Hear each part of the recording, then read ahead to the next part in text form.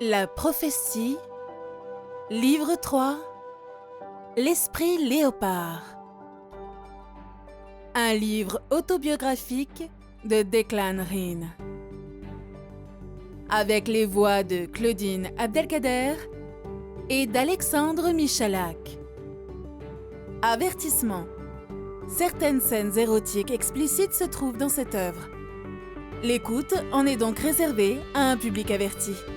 N'hésitez pas à liker et à vous abonner pour être notifié de la suite. Maintenant, place à l'histoire. Chapitre 3 – Résurrection. Je regarde l'heure. Nous avons encore largement le temps avant de songer à l'extinction des feux. D'autant que, pour Nathalie, la matinée de demain sera réservée à la finalisation des calculs des derniers relevés. Donc, pas de sortie en brousse et grasse matinée. Il est prévu qu'elle travaille avec François et Sylvie jusqu'à midi. Préparatifs pour le concert vers 17h. Le concert est programmé pour 19h30 et le dîner dansant à 21h. Nous avons donc tout notre temps pour que Nathalie me raconte comment elle a réussi à surmonter le traumatisme de ce mariage empoisonné. Pour l'instant, elle est couchée sur le dos, un bras autour de mes épaules. Sa poitrine se soulève à un rythme lent et paisible. C'est sans doute comme cela qu'elle respire pendant ses séances de yoga. Son beau visage apaisé, les yeux fermés, on pourrait croire qu'elle dort. Je caresse son ventre, puis doucement, je retire ma main. Une pression de ses doigts sur mon épaule. Ne t'arrête pas, ça m'apaise. Dans un souffle à son oreille, je demande « À quoi penses-tu » La réponse a de quoi surprendre et je suis surpris. À mon fantasme préféré. Comme toujours, lorsqu'elle me prend à contre-pied, je bafouille un peu. Ton fantasme préféré ? Elle ouvre les yeux, un tendre sourire, un regard faussement étonné. Oui ? Pourquoi ? Parmi toute ma panoplie, il y en a un très particulier. Pas toi ? Il y a 10 minutes, nous étions plongés au cœur de l'enfer de son mariage. Passer du drame à l'érotisme, sa façon à elle de chasser les mauvais souvenirs. J'essaie de répondre le plus honnêtement possible. Si, bien sûr, et tu le connais bien. Et toi, à quoi pensais-tu ? J'ai droit à son sourire de petit diable. En plus des envies que nous partageons, j'aurais aimé vivre à Venise au XVIe siècle. D'accord, mais c'est un rêve ça, ce n'est pas un fantasme. Ses yeux se rivent aux miens. Tout comme Chiara, la putain magnifique que tu as connue en Algérie, j'aurais voulu être une grande courtisane. Courtisane et femme de lettres comme le fut Veronica Franco. Voilà qui est inattendu. Femme de lettres pour une scientifique ? C'est là justement l'intérêt d'un fantasme. C'est qu'il te donne plein de super pouvoirs. Je ne serai pas plus femme de lettres que courtisane. Il ne me semble pas avoir les dons pour ça et c'est bien dommage. Je prends un téton entre le pouce et l'index et le roule délicatement entre mes doigts. Là, ça reste à démontrer. Et comment t'es venu ce fantasme ? Je suppose qu'il y a eu un élément déclencheur. Elle se tourne légèrement pour que je change de sein. L'année dernière, j'ai lu un roman s'inspirant de la vie de Veronica Franco. J'ai été bouleversée. Tenir salon le jour pour y discuter poésie et philosophie. Et le soir, recevoir dans son lit l'homme que l'on a choisi parmi tous ceux qui ont fait assaut de galanterie. Ces mêmes hommes qui t'ont couvert de cadeaux comme une princesse dans l'espoir de passer une nuit dans tes bras. J'effleure doucement l'autre téton et lui rends son sourire. C'est en effet un très beau fantasme, mais quel peut bien être le rapport avec ton récit ? Il y en a un, et il est très étroit.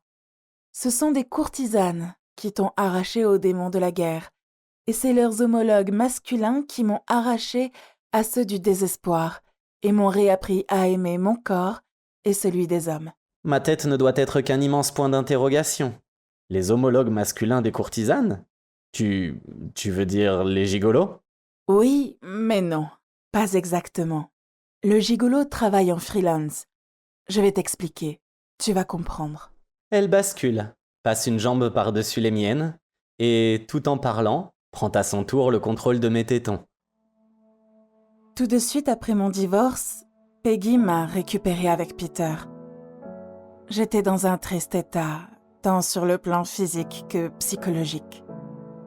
Essaie de m'imaginer avec 20 kilos de plus, ça c'est les antidépresseurs et ma boulimie chronique, plus les cheveux raides et mal coiffés. Ce pervers avait réussi à me faire devenir ce qu'il voulait que je sois, une véritable souillon.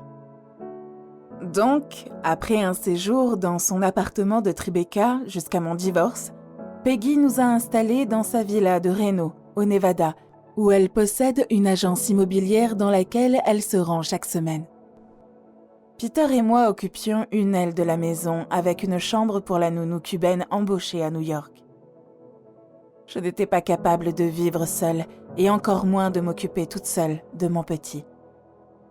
Lors d'une soirée à New York, j'avais connu Peggy qui travaillait aussi pour un fonds de pension à Wall Street comme consultante. Avec sa rémunération et les revenus de son agence, elle gagnait en 2 jours ce que je gagne en 1 mois à l'ambassade. Prise par une vie professionnelle intense et d'un caractère très indépendant, Peggy était célibataire. Hormis ses amis, aucun homme susceptible de devenir un amant n'était admis à passer sa porte. Elle m'avait dit un jour « J'aime trop les hommes pour me limiter à un seul. Peut-être tomberai-je amoureuse un jour, mais pour cela, il faudra que ce soit quelqu'un d'exceptionnel et je ne mets surtout pas l'argent dans mes critères de sélection. » Peggy a été adorable. Doucement, elle m'a fait me remettre au sport. Chaque semaine, lorsqu'elle venait à Reno, nous partions courir toutes les deux et elle m'avait fait inscrire dans une salle de fitness, tenue par un de ses amis. Seulement voilà, si les kilos se prennent facilement, c'est un peu plus dur de les éliminer. Mais au bout de 3 mois, j'étais redevenue présentable. Un peu potelée tout de même, les flatteurs auraient dit pulpeuse. Séance de coiffeur, de pédicure et manucure, plus shopping avec Peggy, avait refait de moi une femme désirable. Désirable peut-être, mais qui n'éprouvait plus aucun désir. Côté libido, c'était complètement mort. Peggy avait bien essayé de me traîner à quelques soirées, mais les rares hommes qui s'étaient aventurés à me draguer avaient dû craindre ce qu'ils lisaient dans mes yeux. Au bout de quelques minutes, ils trouvaient toujours un prétexte pour battre en retraite. Peut-être y lisaient-ils de la peur, mais pas seulement. Les hommes me faisaient horreur, et la simple idée que l'un d'eux puisse me toucher me donnait la nausée. De façon tout à fait inconsciente, j'assimilais le pénis à l'avilissement que j'avais vécu et la psychothérapie que je suivais depuis des mois n'y avait pas changé grand-chose. Je lui gratte le bout du nez. C'est le geste de tendresse qu'elle apprécie le plus. Si je compte bien, cette époque correspond aux 6 mois qui ont précédé ton départ pour la France. Oui, à peu près. Pourquoi ? Parce qu'en 4 ans, la métamorphose tant sur le plan physique que sur celui de la libido est totale et impressionnante. Ces années horribles sont bien loin derrière moi, mais je ne les ai pas oubliées pour autant. Elle m'adresse un sourire câlin. C'est sans doute pour ça que j'ai craqué avec Gabriel. Je me suis revue 4 ans plus tôt, blessée et traumatisée. Outre le plaisir qu'il nous a donné, j'ai éprouvé une joie intense à sentir cet homme renaître à la vie. Tout cela multiplié par 2 puisque j'étais dans tes bras.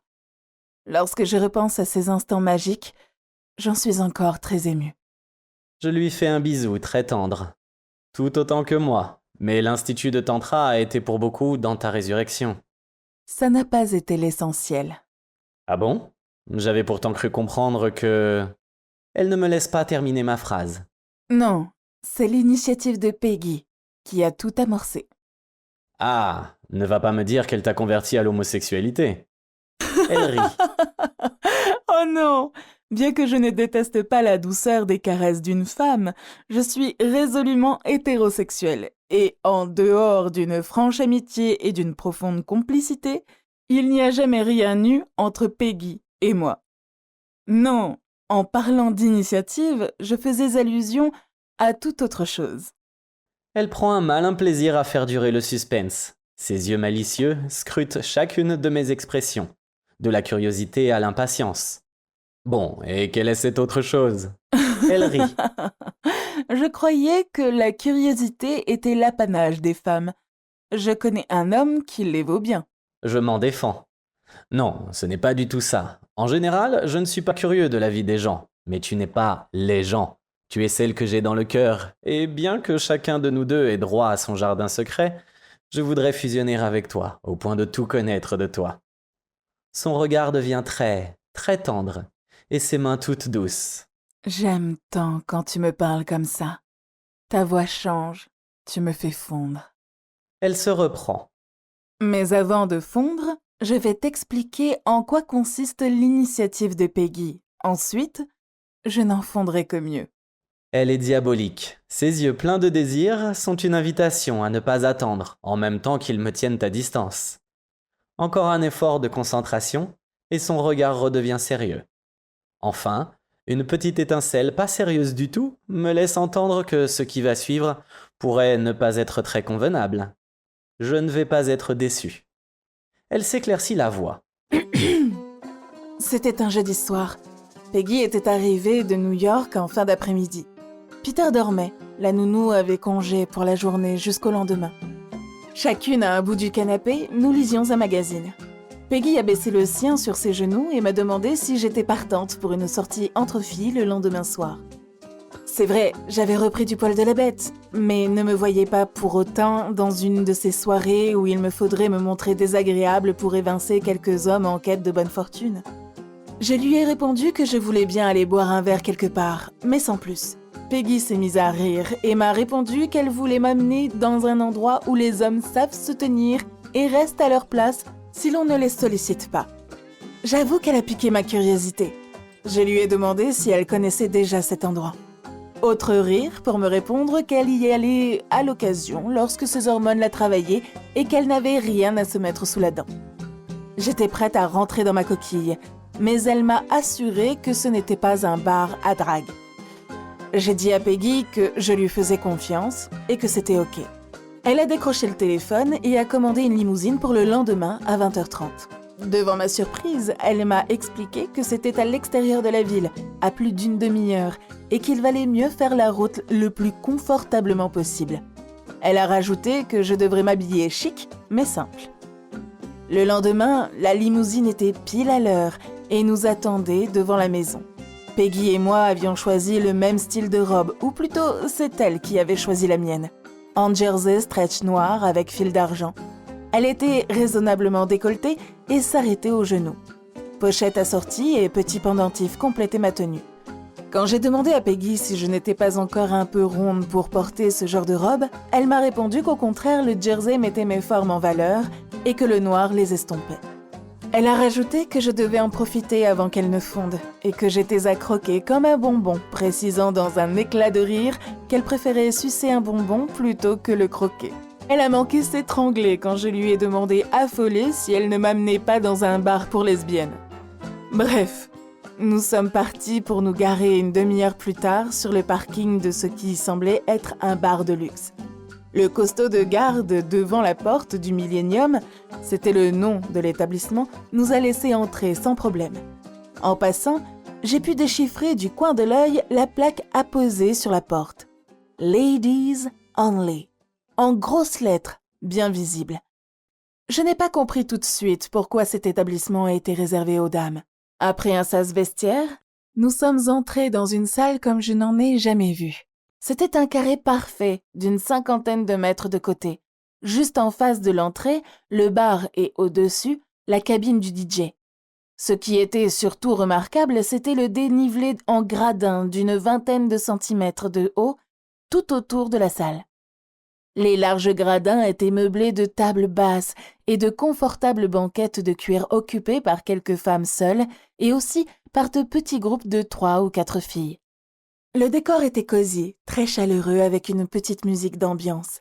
À peine 1 mètre en contrebas, au centre de cet amphithéâtre quadrangulaire, une scène ou piste de danse d'une 10aine de mètres de côté était encore déserte. J'ai suivi Peggy, qui avait l'air de savoir où elle allait. Nous nous sommes dirigés vers le bar en suivant le gradin du haut. Ce gradin était beaucoup plus large que les autres pour laisser un passage suffisant entre le dossier des banquettes et le mur. Ce mur était tendu de lourds rideaux bleu nuit. Un de ces rideaux mal fermés m'a permis d'apercevoir furtivement un box d'environ 3 mètres sur 4, luxueusement aménagé. Je n'ai guère eu le loisir de poser la moindre question à Peggy qui, obliquant à gauche, nous a fait descendre en direction du bar vers une table libre. Donc, nous nous sommes installés à une table proche de la piste où nous avons aussitôt été rejointes par un jeune serveur, très beau garçon. Peggy lui a commandé un Dom Pérignon et, comme je lui ai reproché de faire des folies, m'a rétorqué qu'elle voulait que ce jour soit un jour de fête et que je m'en souvienne comme d'un retour à la lumière après l'obscurité. Le serveur s'est éclipsé et je me rappelle ce que m'a dit Peggy à ce moment-là.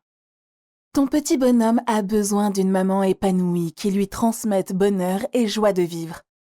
Pour que tu sois cette maman-là, il faut que tu sois une femme bien dans sa peau.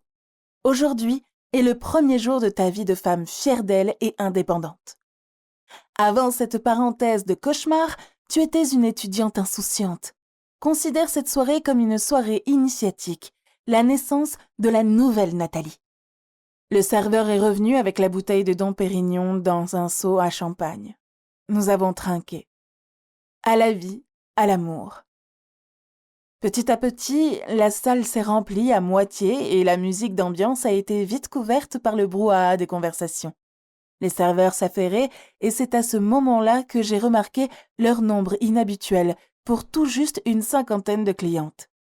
J'en ai fait la remarque à Peggy qui m'a expliqué amusée « Les serveurs sont aussi des artistes.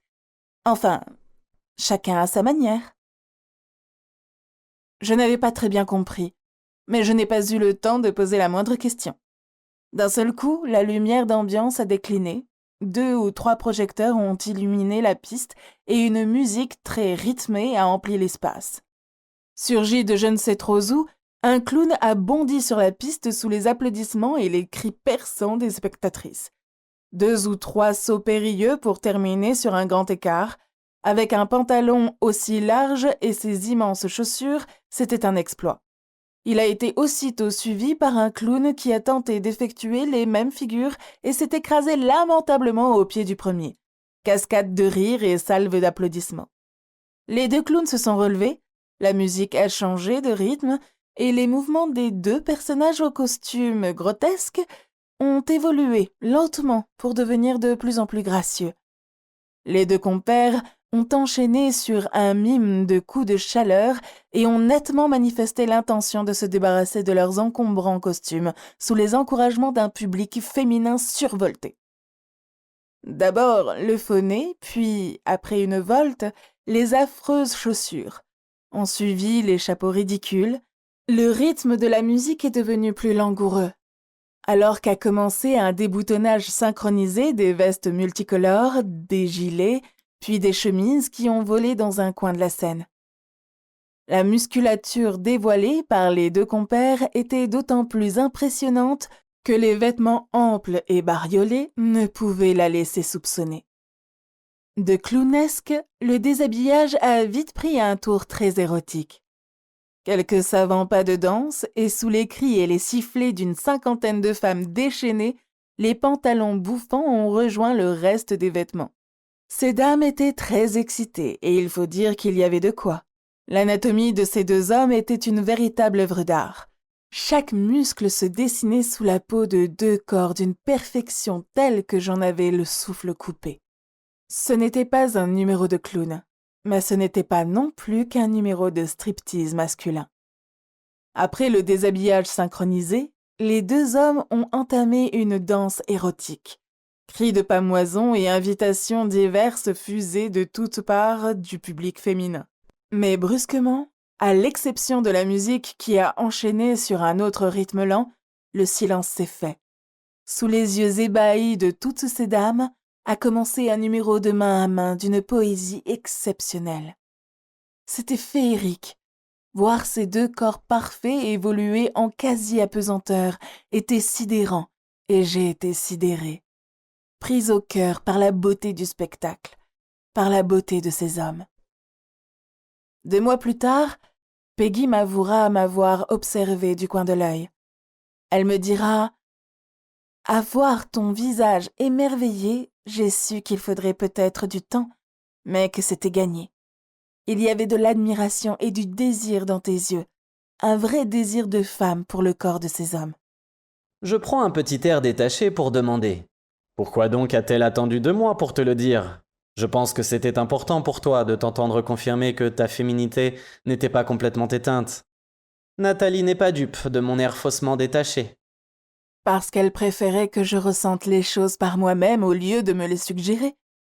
À la fin de la soirée, qu'à l'évidence j'avais beaucoup apprécié, elle m'a vivement conseillé de retourner seule au Millennium, 1 fois par semaine.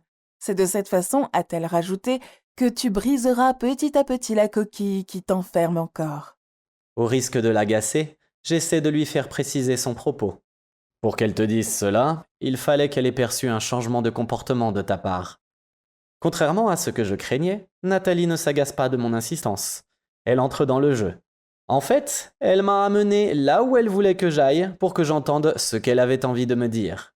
Il y a effectivement eu un changement important 1 mois après cette soirée. Ah, et lequel? Je ne m'attends pas à une réponse aussi directe. J'ai eu plusieurs rapports sexuels très agréables après 1 an de blocage total. Je suis surpris, mais surtout profondément peiné. 1 an? Mon Dieu! Te connaissant, c'est à peine imaginable. Je te l'ai dit, j'étais devenue moche parce que ce monstre m'avait persuadée que je l'étais, et je n'étais plus désirable du tout parce que je ne voulais plus être désirée. Et qu'est-ce qui t'a fait changer en 1 mois? Elle rit. Là, c'est la bonne question. Avant tout, je dois cette lente remontée des enfers à la patience et à la détermination de Peggy. C'est elle qui, dès le début, a pris les choses en main en décidant de m'ouvrir les yeux, puis s'est pratiquement occupée de tout pour mon divorce. La première soirée au Millennium et les 2 mois qui ont suivi ont été la 2e étape de ma reconstruction. L'objectif étant de pouvoir de nouveau regarder un homme sans angoisse et éventuellement avoir une relation sexuelle sans faire une crise de tétanie. Je m'exclame. C'était à ce point? Oui, et Peggy savait ce qu'elle faisait en m'emmenant au Millennium dont elle connaissait la qualité des prestations. Il fallait que j'associe de nouveau homme, désir et tendresse, et non plus homme, domination et destruction. Et Nathalie poursuit. Les 2 gymnastes ont terminé leur numéro en apothéose, sous les applaudissements et les sifflets enthousiastes, d'autant qu'au cours de leur dernière figure, la coque de tissu qui protégeait leur virilité avait disparu. C'est donc entièrement nus qu'ils sont revenus saluer pour plusieurs rappels. Waouh! Pour une femme sexuellement bloquée, se retrouver à quelques mètres d'un homme tout nu, ce doit être un choc. Tu te moques là? Non, non, pas du tout. J'essaie simplement d'imaginer ta réaction. Nathalie adopte un ton très détaché pour me répondre. Ma réaction? Eh bien, figure-toi qu'elle a été assez inattendue. Quelques contractions du périnée complètement incontrôlées qui m'ont laissé croire un instant que j'avais fait pipi dans ma culotte. Je dois avoir l'air ahuri. Nat éclate de rire. Rassure-toi, il n'en était rien. Et pour les autres, mes contractions périnéales n'étaient plus incontrôlées. Pour les autres? Oui, il y a bien dû y avoir une bonne dizaine de numéros de striptease qui se sont succédés. Tous aussi élégants et raffinés les uns que les autres, et en plus, on avait le droit de toucher. De toucher? Nouveau rire de Nat. Leur dernier bout de tissu enlevé, les stripteaseurs passaient entre les tables et continuaient leur danse devant et même parfois tout contre celle qui agitait un billet d'1 $ en guise d'appât, qu'elle glissait ensuite sous le lacet que ces garçons avaient gardé autour de la taille. Et pour $1, tu pouvais les toucher? Certaines mettaient 10 $ et les caressaient carrément à pleine main, pour ne rien dire de celles complètement déchaînées qui allaient même beaucoup plus loin. Tu veux dire qu'elle... Oui, c'est exactement ce que je veux dire. Et... Nathalie ne me laisse pas terminer. Non, j'ai juste effleuré quelques pectoraux, mais Peggy ne s'en est pas privée et m'a regardée comme pour me dire « Tu vois, ça ne mord pas ». J'étais très troublée. Pas gênée, troublée. D'autant qu'après les manipulations et les bisous de ces dames, Ces messieurs étaient en érection. J'imagine que ça n'a pas dû calmer ton trouble. Nathalie réfléchit quelques secondes. J'étais troublée au point même d'avoir envie d'en faire autant. Le champagne, la musique très rythmée, la danse de ces corps magnifiques qui passaient entre les tables, les cris des femmes qui tapaient dans leurs mains, tout cela était extrêmement excitant, mais... Mais J'avais une boule d'angoisse au creux de l'estomac dont je ne parvenais pas à me défaire. elle ferme les yeux quelques secondes. Tu sais, c'est un peu comme pour une première fois. Tu as très envie et en même temps, tu as une trouille terrible. Je n'ai guère eu le temps de m'appesantir sur mon envie ou sur mon angoisse. Les numéros étaient terminés et les derniers stripteaseurs ont ramassé les quelques billets échappés de leurs lacets pour s'éclipser sous les acclamations. Il ne s'est pas passé 10 minutes avant qu'ils ne reviennent, à l'exception toutefois des 2 gymnastes du premier numéro. Inexplicablement, j'en ai ressenti une sorte de frustration. Les autres? Ils sont revenus tout nus? Petit rire. Non, ils étaient habillés, débardeurs blancs et pantalons moulants bleu ciel. Leur mission, service aux tables et faire danser leur admiratrice. Tu es allé danser? Non, parce qu'au même instant, l'un des 2 gymnastes du début s'est approché de notre table et est venu saluer Peggy qui a fait les présentations. Nathalie, Duncan, Nathalie. Même tenue que ses collègues? Non, il était très élégant. Veste de coton bleu et chemise blanche aux manches retroussées. Pour le bas, pantalon de coton blanc avec mocassin blanc. C'était un très beau garçon. Cheveux noirs, peau cuivrée, nez aquilin, yeux en amande. Je me souviens de son regard très particulier, envoûtant avec des iris dorés qui le faisaient ressembler à un chat. Il avait d'ailleurs toutes les caractéristiques d'un félin, tant au niveau de ses mouvements que de sa façon de parler. En fait, il écoutait plus qu'il ne parlait. Je le trouvais très attirant, d'autant que je l'avais vu tout nu, mais toujours ma boule à l'estomac qui m'empêchait d'être naturelle et détendue. Il écoutait Peggy lui parler de moi et de temps à autre me regardait avec un très beau sourire. Avec la musique qui avait grimpé d'un ton et l'ambiance de plus en plus chaude sur la piste, il devenait difficile d'avoir une conversation sérieuse. Duncan nous a proposé de nous replier vers une des tables les plus éloignées et nous avons migré avec notre bouteille et nos verres sur le dernier gradin de la salle. Très galamment, Duncan m'a offert sa main pour m'aider à me lever. Je me souviens, elle était ferme, douce et chaude. Une fois réinstallés loin du tumulte, il était effectivement plus facile de se parler. Je crois que c'est à cet instant que j'ai remarqué que l'éclairage avait changé. L'essentiel de la lumière était concentré sur la piste et au fur et à mesure que l'on s'en éloignait, l'éclairage se faisait plus discret pour être quasiment absent au niveau où nous nous étions réfugiés. Peggy et moi étions sur la banquette et Duncan, de l'autre côté de la table, sur un large pouf qui, accessoirement, pouvait servir de méridienne. Nous n'étions pas les seuls à avoir investi les banquettes du fond. Quelques couples de clientes et de stripteaseurs avaient pris la même initiative. Manifestement, pas seulement pour discuter. D'autres d'ailleurs avaient disparu derrière les rideaux des box, juste derrière nous. Ce qui me surprenait, c'est que la piste ne désemplissait pas. J'ai fini par comprendre que chaque homme pris par une dame était aussitôt remplacé de telle façon que celle qui le souhaitait pouvait encore danser ou... Elle me regarde d'un air coquin. Tous les box devaient d'ailleurs être pris, car un couple n'avait trouvé d'autre refuge qu'un peu plus loin, sur une banquette. La dame semblait innocemment assise sur les genoux de son chevalier servant et lui tournant le dos. Il fallait une observation attentive pour déceler sa robe remontée, l'ondulation de ses reins et l'expression extatique de son visage. Je prends mon air le plus sérieux. D'après la scène que tu me décris, c'est le chevalier qui servait de monture.